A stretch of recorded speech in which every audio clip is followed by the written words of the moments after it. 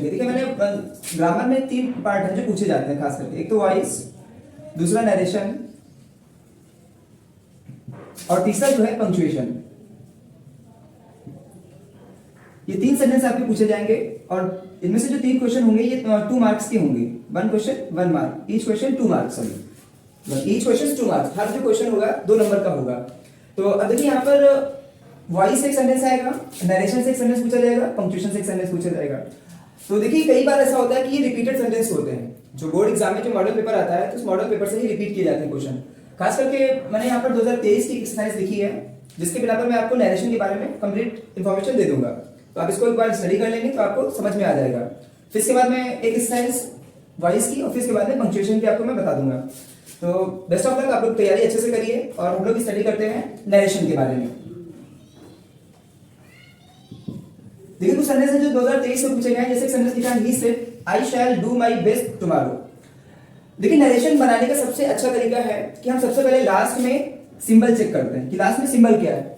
ठीक है, जैसे यहाँ पर फुल स्टॉप लगा हुआ है, यहाँ पर भी फुल स्टॉप लगा हुआ है। देखिए यहाँ पर क्वेश्चन मार्क आया हुआ है, यहाँ पे क्वेश्चन मार्क आया हुआ है, यहाँ पर क्वेश्चन मार्क है, फिर यहाँ पर फुल स्टॉप है और यहाँ पर फुल स्टॉप है। देखिए हम लास्ट में सिंबल देखेंगे, फिर उसके बाद क्या देखेंगे, सब्जेक्ट देखेंगे।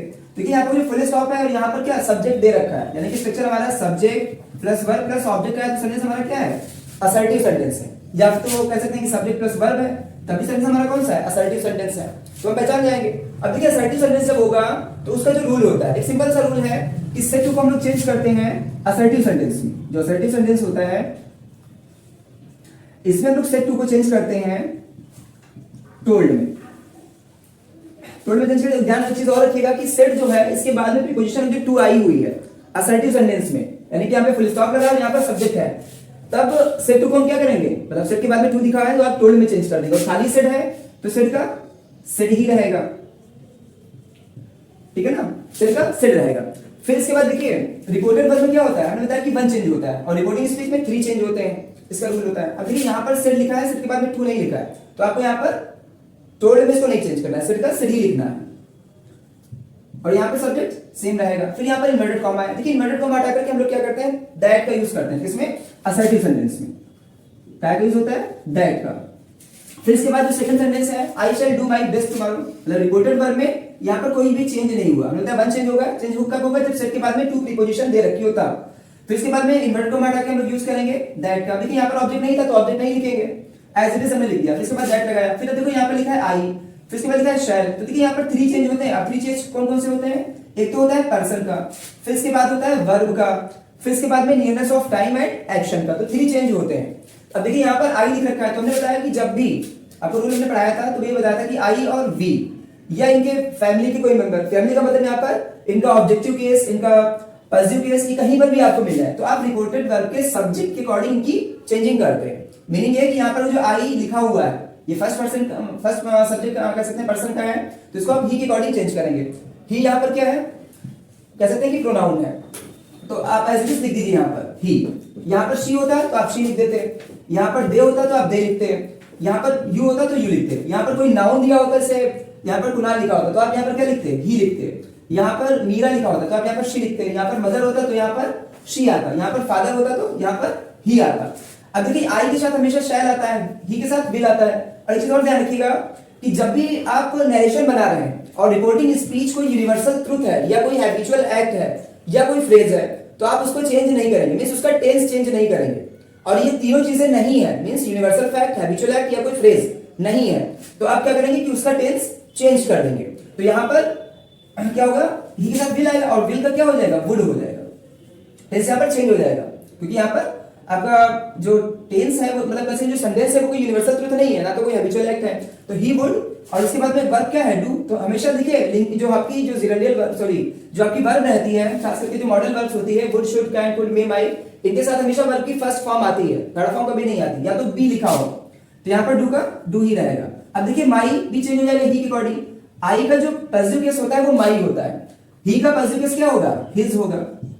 फिर यहाँ पर क्या हो जाएगा, बेस्ट हो जाएगा। टुमारो जो होता है चेंज होता है क्या में, द नेक्स्ट डे में। यहाँ पर आप लिखेंगे द नेक्स्ट डे, ये सेंटेंस आपका चेंज हो गया। अच्छा कुछ रूल है जो मैं आपको बता दूं कि आपको मैंने बताया ना कि कहीं पर भी आपको यूनिवर्सल ट्रुथ मिल जाए, क्या मिल जाए, यूनिवर्सल ट्रुथ। या कोई हैबिचुअल एक्ट मिल जाए, या कोई इडियम्स या फ्रेज हो।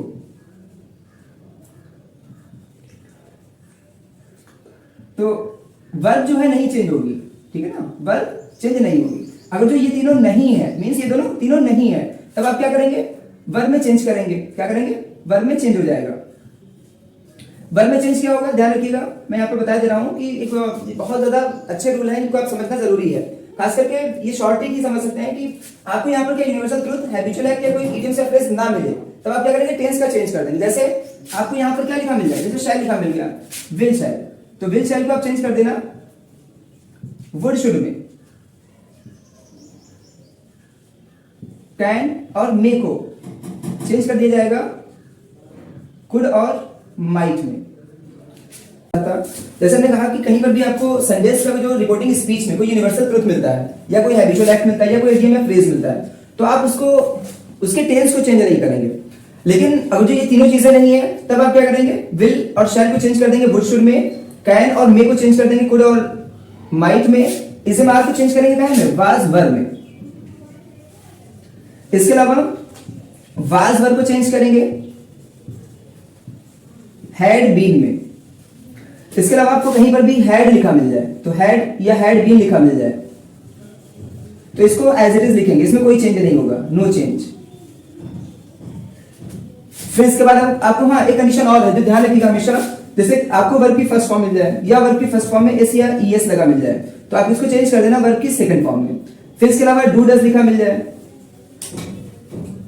प्लस नॉट दिया हो, प्लस वर्ब की फर्स्ट फॉर्म दी हो, तो आप इसको चेंज कर देंगे काय में, डिड नॉट, प्लस वर्ब की फर्स्ट फॉर्म में चेंज करेंगे।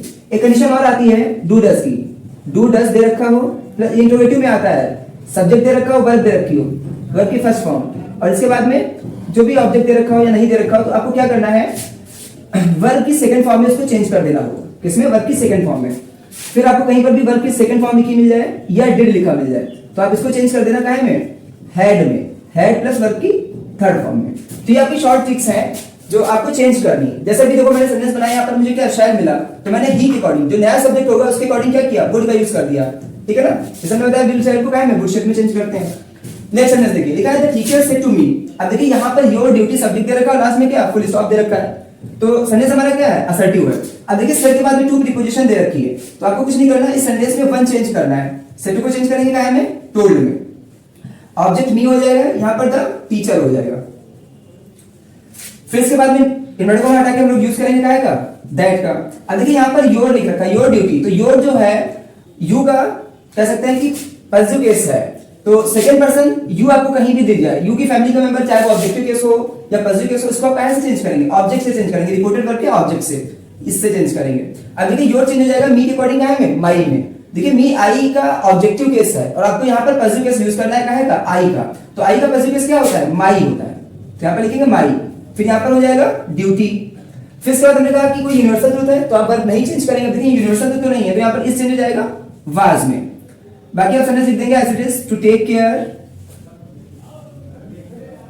इसके बाद में to take care of, your change हो जाएगा किसके अकॉर्डिंग, मी के अकॉर्डिंग काय में, फिर माई में चेंज होगा, काय में चेंज होगा, माई में, माई पेरेंट्स।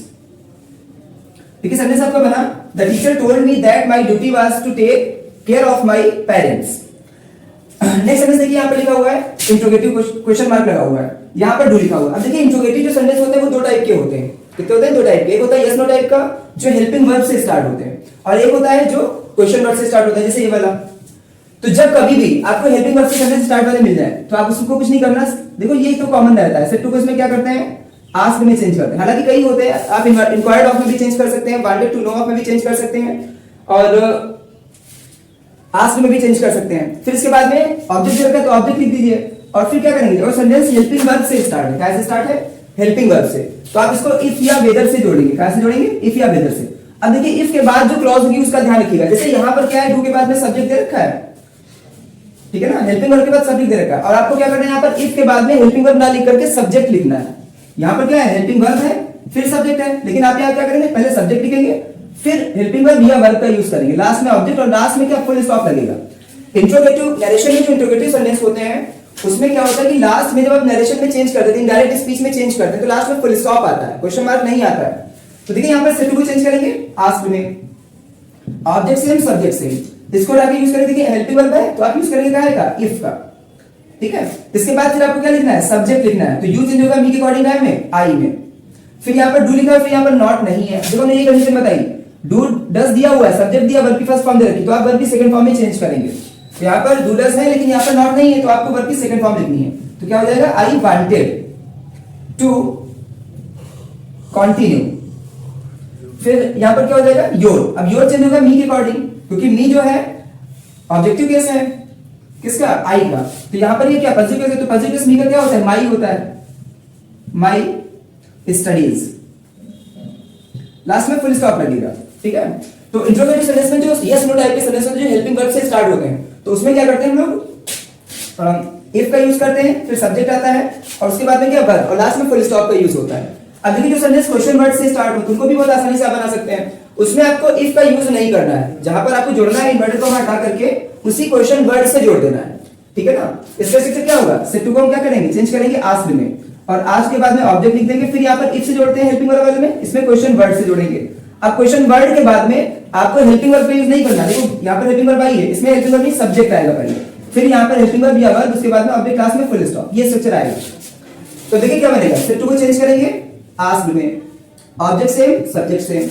अब देखिए यहाँ पर वेयर से स्टार्ट है, क्वेश्चन वर्ड से, तो आप एज इट इज लिख देंगे क्या, क्वेश्चन वर्ड, वेयर लिख देंगे। फिर यहाँ पर यू है, वेयर के बाद आपको हेल्पिंग वर्ब आर नहीं लिखना है, यहाँ पर यू को चेंज करना है मी के अकॉर्डिंग है में, आई में। फिर इसके बाद हमने कहा इज मार्क चेंज हो जाता है क्या में, इज मार्क वाज वर में, तो आई के साथ क्या आएगा, वाज आएगा, आई वाज गोइंग। लास्ट में फुल स्टॉप। सेंटेंस बना था टीचर आस्क्ड और इन्वर्टेड कॉमा हट गया, यहाँ पर ऑब्जेक्ट था उसको हमने लिख दिया, फिर वेयर आई वाज गोइंग, ये सेंटेंस आपका बन गया। अब देखिए लिखा है Ram said to his friend where are you going. अब देखिए यहाँ पर सेंटेंस ये रिपीट हुआ है, ये 2023 के सेंटेंस हैं जो मैंने सारे लिख रखे हैं, 2023 में सारे सेंटेंस आए हुए हैं बोर्ड में। तो देखिए सेंटेंस रिपीट हुआ है, तो यदि मान लीजिए जो आप करीबन ये 2024 का एग्जाम होने जा रहा है, तो आप 2021, 22 और 23 लगातार तीनों एक्सरसाइज रिपीट कर लें तो सेंटेंस आ जाएगा उसी में से कोई ना कोई, ठीक है। तो सेंटेंस बहुत इजी है, आप इसको बनाएंगे खुद। हालांकि मैं फिर से आपको बता दे रहा हूँ, सेट टू चेंज हो जाएगा आस्क्ड में, ऑब्जेक्ट सेम सब्जेक्ट सेम, यहाँ पर वेयर आ जाएगा, फिर इसके बाद में यू चेंज हो जाएगा हिज फ्रेंड के अकॉर्डिंग है में, ही में, और इसके बाद में इज मार्क चेंज होता है वाज वर में, यहाँ पर वाज हो जाएगा, यहाँ पर गोइंग हो जाएगा, लास्ट में फुल स्टॉप बन जाएगा, लग जाएगा। अब देखिए नेक्स्ट सेंटेंस है Mohan said to Seema, inverted comma लिखा है प्लीज हेल्प मी। अब देखिए यहाँ पर फुल स्टॉप लगा हुआ है और यहाँ पर क्या वर्ब दे रखी है, ठीक है ना।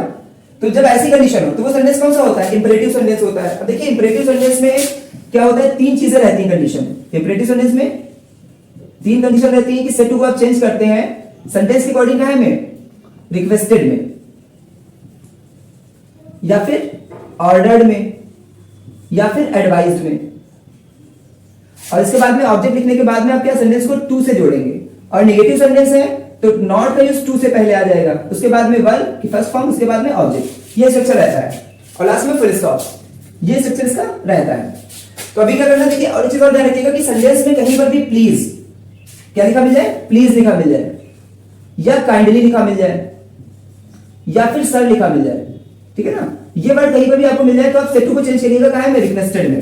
तो यहां पर कुछ नहीं करना, सेट टू को चेंज कर देना कहाँ में, सॉरी यहां पर सेट टू को चेंज कर देंगे रिक्वेस्टेड में, ऑब्जेक्ट सेम सब्जेक्ट सेम, इसको जाकर यूज करेंगे क्या है, टू का। अब देखिए प्लीज हट जाएगा, जब आपने यहाँ पर सेट टू को चेंज कर दिया है रिक्वेस्टेड में, तो प्लीज यहाँ से हट जाएगा और हेल्प का हेल्प हो जाएगा। यहाँ पर मी चेंज हो जाएगा किसके अकॉर्डिंग, मोहन के अकॉर्डिंग। क्या है, मोहन यहाँ पर क्या है, ही है, तो ही का ऑब्जेक्टिव क्या होता है, हिम। सेंटेंस आपका बन गया, Mohan requested Seema to help him. Next sentence, my friend said to me please give me your book for 3 days। अब देखिए यहां पर भी प्लीज आया हुआ है और यहां पर फुल स्टॉप लगा है। सेंटेंस हमारा कौन सा है, इंपरेटिव है, सेंटेंस हमारा इंपरेटिव है, तो सेट टू चेंज हो जाएगा कहां में, रिक्वेस्टेड में, सब्जेक्ट सेम ऑब्जेक्ट सेम, इसको हटा के यूज करेंगे टू का। अब प्लीज यहां से हट जाएगा, रिमूव हो जाएगा, गिव का यहां पर क्या रहेगा, गिव रहेगा, और फिर मी चेंज हो जाएगा किसमें, माय फ्रेंड के अकॉर्डिंग टाइम में, हिम में। योर चेंज हो जाएगा किसके अकॉर्डिंग, मी के अकॉर्डिंग, माई में, बुक, और इसके बाद में क्या लिखा है, फॉर 3 days। नेक्स्ट सेंटेंस है he said, what a fool you are. अब देखिए इस सेंटेंस में देखिए व्हाट दे रखा है और लास्ट में एक एक्सक्लेमेटरी मार्क लगा हुआ है, तो मैंने इसीलिए कहा कि लास्ट में सबसे पहले आप क्या करेंगे, सिंबल देखेंगे कौन सा सिंबल है यहाँ पर, तो यहाँ पर क्या एक्सक्लेमेटरी मार्क है। तो आपको कुछ नहीं करना, बहुत ही इजी सेंटेंस ही है, मैं आपको बता दूं।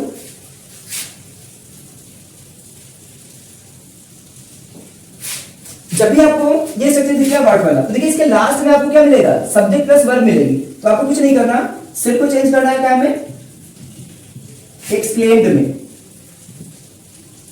इसके बाद में आप यूज करेंगे दैट का, और दैट के बाद में फिर क्या लिखेंगे, सब्जेक्ट लिखेंगे। सब्जेक्ट के बाद में हेल्पिंग वर्ब या वर्ब जो भी हो उसको लिखेंगे। फिर इसके बाद में अभी जो आर्टिकल दे रखा है तो आर्टिकल लिखेंगे। फिर इसके बाद में वेरी आएगा, और उसके बाद में या फिर ग्रेट का यूज करेंगे। तो देखिए वेरी का यूज जो होता है एडजेक्टिव के लिए होता है, क्या के लिए होता है, एडजेक्टिव के लिए, और जो ग्रेट का यूज होता है वो नाउन के लिए होता है।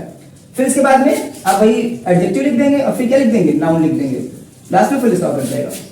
ठीक है, ये सेंटेंस आपका बन जाएगा। अब देखिए सेंटेंस लिखा ही सेड, तो सेड को चेंज करेंगे कहां में, एक्सक्लेम्ड में। Object same, sorry subject same हो जाएगा, फिर यहां पर हम दैट का यूज करेंगे। अब देखिए व्हाट से मतलब नहीं, यहां पर क्या यूज करना है, सब्जेक्ट यूज करना है। सब्जेक्ट क्या लिखा है, यू, तो यू। अब देखिए यहां पर जब भी ऑब्जेक्ट ना हो तो आप थर्ड पर्सन या फर्स्ट पर्सन मानेंगे, तो यहां पर क्या थर्ड पर्सन मान लीजिए, दैट ही। उसके बाद में इज वर्ब चेंज होता है कहां में, वाज वर्ब में। फिर यहां पर आर्टिकल दे रखा है, तो आप आर्टिकल में निकाल, लिखा हो तो लिखेगा, नहीं दिया हो तो मत लिखिएगा। तो ए हो जाएगा, लिखा है तो आप लिख देंगे, तो ही वाज अ। और देखिए यहां पर फूल क्या है, नाउन है, तो आप यहां पर ग्रेट का यूज करेंगे, तो he was a great fool. Last में फुल स्टॉप, सेंटेंस आपका बन गया। देखिए लास्ट में आप एक्सक्लेमेटरी मार्क नहीं लगाएंगे, फुल स्टॉप ही लगाएंगे। नेक्स्ट है टीचर से हाउ फुलिश यू आर। अब देखिए बहुत इजी सेंटेंस है, हाउ देख करके आप इंट्रोगेटिव्स को मत समझिए, क्योंकि यहां पर क्या एक्सक्लेमेटरी मार्क लगा हुआ है। तो इसको बनाने के लिए कुछ नहीं, सेट को चेंज करेंगे एक्सक्लेम्ड में, मतलब एक्सक्लेम्ड हो जाएगा, सब्जेक्ट सेम हो जाएगा। फिर आप दैट का यूज करेंगे, दैट के बाद में आपका सब्जेक्ट क्या है यहाँ पर, यू आर, तो यू यहाँ पर ऑब्जेक्ट नहीं दे रखा है, तो आप थर्ड पर्सन मान लीजिए ही में। और इसके बाद में इज वर्ब चेंज होता है वाज में, और फुलिश क्या है, एडजेक्टिव है, तो ही वाज वेरी फुलिश, क्योंकि यहाँ पर आर्टिकल दे नहीं रखा तो आर्टिकल नहीं लिखेंगे। तो सेंटेंस आपका बन गया, द टीचर एक्सप्लेन्ड या teacher explained that he was very foolish. ठीक है ना। तो देखिए नरेशन की मैंने एक एक्सरसाइज आपको बता दी है। अब एक्सरसाइज 22 जो है ये आप अपने आप कर लेंगे, और 2021 की एक्सरसाइज, दो एक्सरसाइज आप आज रिवीजन कर डालेंगे। मुझे लगता है किसी में से रिपीट हो सकता है सेंटेंस में भी, ठीक है ना। ये एक्सरसाइज आप कंप्लीट करेंगे। अब देखिए इसके बाद में आता है वॉइस। अच्छा हाँ, एक और ध्यान रखिएगा कि ये जो रूल्स हैं आप कंफ्यूज मत होइए। बहुत बच्चे ऐसा करते हैं कि पैसिव वॉइस में इन रूल्स को फॉलो कर देते हैं। देखिए पैसिव वॉइस बिल्कुल अलग है, एक्टिव वॉइस और पैसिव वॉइस। पैसिव वॉइस में आपको कुछ नहीं करना, खाली उसमें एक इंटरचेंज होता है, वो भी सब्जेक्ट और ऑब्जेक्ट का इंटरचेंज होता है, ठीक है, तो आप उसको इंटरचेंज करेंगे। नरेशन में आपका क्या होता है कि टेंस का चेंज होता है। भाई रिपोर्टेड वर्ब किसमें है, पास्ट में है, तो रिपोर्टिंग स्पीच भी किसमें होगी, पास्ट में होगी, ये रूल रहता है। और रिपोर्टिंग स्पीच प्रेजेंट में है, रिपोर्टिंग स्पीच किसी भी टेंस में है, तो वो एज इट इज रहेगी, तो उसको चेंज नहीं करेंगे, चाहे वो फ्यूचर में हो चाहे वो पास्ट में हो, एज इट इज रहेगी। पर शर्त यही कि रिपोर्टिंग वर्ब आपकी किसमें हो, प्रेजेंट में हो, तब उसमें कोई चेंज नहीं होता है। और पास्ट में है तो आपको चेंज करना पड़ेगा। बस तीन चीजें आप ध्यान रखिएगा, यूनिवर्सल ट्रुथ, हैबिचुअल और इडियम या फ्रेज, ये तीन चीजें हुई तो वर्ब चेंज नहीं होगी, बाकी चेंजेस होंगे किसमें, नरेशन में।